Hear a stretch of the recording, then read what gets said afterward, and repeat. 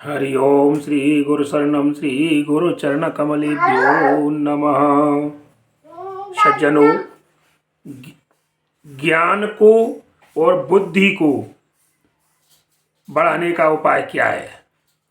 यदि आपको अपना ज्ञान विकसित करना है, बुद्धि तेज करनी है, बुद्धि का विकास करना है, तो उसका उपाय क्या है और हमें संतोष किन किन बातों में हमें संतोष करना चाहिए और संतोष करने से हमें उसका क्या परिणाम मिलेगा। तो सज्जनों, मैं आज यही बताना चाहता हूं कि संतोष किस किस में करना चाहिए, मनुष्य को संतोष कहां पर करना चाहिए और ज्ञान और बुद्धि, आपकी ज्ञान और बुद्धि को बढ़ाने का तरीका क्या है। तो देखिए सज्जनों कि संतोष त्रिषु कर्तव्य स्वदारे भोजने घने धने। देखिए, संतोषस्त्रिषु कर्तव्य स्वदारे भोजने धने त्रिषु चैव न कर्तव्यो अध्ययने जपदानयो। तो किस में हमें संतोष करना चाहिए और किस में संतोष नहीं करना चाहिए, तो ये तीन चीजें बताई गई हैं इसमें कि देखिए, संतोषस्त्रिषु, तीन बातों में संतोष करना चाहिए। क्या क्या है इसमें कि स्वदारे, दारा माने पत्नी, कि अपनी पत्नी जैसी भी है, परमात्मा ने जैसी पत्नी के साथ हमारा संयोग बनाया है, ये विधि का विधान है, ये मनुष्य के हाथ की बात नहीं है, तो उसमें हमें संतुष्टि रखनी चाहिए। और दूसरी बात, भोजने, जैसा परमात्मा ने प्रसाद हमको जो है ग्रहण कराया है, भोजन में जैसा हमें दूध घी शक्कर पानी दाल तेल नमक कुछ भी जैसा भी प्राप्त है रूखा सूखा, उसमें हमें इसको जो है और संतुष्टि करनी चाहिए। हमें दूसरे की थाली को देख करके अपने मन को नहीं ललचाना। तो देखिए, पहली बात है पत्नी, और दूसरा बताया मैंने भोजन, और तीसरी बात आती है धने, कि परमात्मा ने जितनी धन संपत्ति आपके पास दी है उस धन संपत्ति में और आपको संतुष्ट करनी चाहिए, संतुष्टि रखनी चाहिए। क्योंकि देखिए, इस धन को पा करके कोई भी संतुष्ट नहीं हुआ है।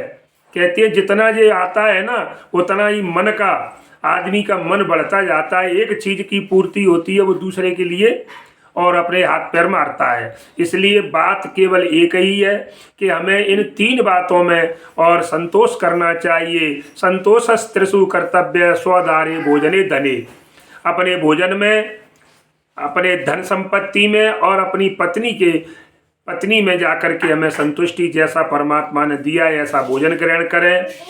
धन जितना दिया है उसमें ही हमें अपनी गुजारा करें। और जैसी भी पत्नी है, रूपवती है, कैसी भी है, पढ़ी लिखी है या ना पढ़ी लिखी है, तो हमें उसमें हमें संतुष्टि, उसके साथ तालमेल मिला करके अपने जीवन का निर्वाह करना। उसके बाद में बात आती है कि इनमें तो संतुष्टि आई, और ऐसी तीन बातें ऐसी भी हैं जिसमें हमें संतुष्टि नहीं करनी। तो संतुष्टि कहाँ नहीं करें? तीन बातें ऐसी हैं जिनमें संतुष्टि नहीं करना चाहिए। लिखिए, त्रिषु चैव न कर्तव्यो, तीन बातों में हमें क्या क्या है वो? अध्ययने जपदानयो। देखिए, इनकी कोई सीमा नहीं होती, इनमें कभी संतुष्टि नहीं करनी चाहिए। कौन कौन सी है वो? देखो, इनको वो एक अथाह सागर के समान बताया गया है। जैसे समुद्र की गहराई का कोई था नहीं है, उसी प्रकार अध्ययन, पढ़ाई, चाहे तो वो पढ़ाई का हो बच्चे विद्यार्थियों के लिए, चाहे आपको वेद पुराणों की जो अध्ययन की बात हो, रामचरितमानस हो या कोई भी ग्रंथ हो, तो आप जितना उनको पढ़ोगे उतना ही आपका ज्ञान बढ़ेगा। जितना पढ़ोगे उतना ही ज्ञान बढ़ेगा। ये चीज़ अभ्यास की है, ये आप जितना इनका अभ्यास करोगे, प्रतिदिन इनको पढ़ोगे, निरंतर आपके ज्ञान में वृद्धि। तो देखिए, तो इनमें हमें कभी भी बिल्कुल कोई किसी प्रकार की संतोष मत करो कि साहब आज तो बहुत है ज्ञान प्राप्त है, और नहीं, जितना मिले उतना ज्ञान प्राप्त करिए। दत्तात्रेय जी ने देखिए, आपने 24 गुरु बनाए थे, जो चीज़ जहाँ से मिल रही थी उनको वहीं से उन्होंने प्राप्त किया था, और उतना ज्ञान बढ़ेगा उतनी आपकी जप में। तो देखिए, पूजा पाठ एक तो अध्ययन हो गया, दूसरा जप। पूजा पाठ की कोई सीमा नहीं है सज्जनों, जप करने की कोई 1 माला करो, 2 माला करो, 10 माला करो, पूजा 1 घंटे करो, 2 घंटे करो, 10 घंटे करो, तो इसकी कोई सीमा नहीं है। जितनी करोगे उतना ही आपको प्राप्त होगा। और दान तीसरी है, दान। दान देने में कभी जो है इसकी कोई सीमा नहीं है। आप 1 रुपया दो, 10 दो, 1000 दो, लाख कर, कितना भी दे सकते हो। तो दान की और इन वस्तुओं की कोई सीमा, 3 चीजें हैं, इनकी कोई सीमा नहीं है सज्जनों। कौन कौन सी बताएं, आप फिर से सुन लो कि जप, दान और अध्ययन, इनकी कोई सीमा नहीं है। और 3 की सीमा है। भोजन करोगे आप लिमिट के ही करोगे, लिमिट से ज़्यादा करोगे तो आप बीमार हो जाओगे। या फिर जैसा भोजन है परमात्मा ने दिया है वैसा करो, और इसमें हमें संतुष्टि करनी चाहिए। 3 बातें मैंने ये बताई कि 3 में संतोष करना चाहिए और 3 में नहीं करना चाहिए।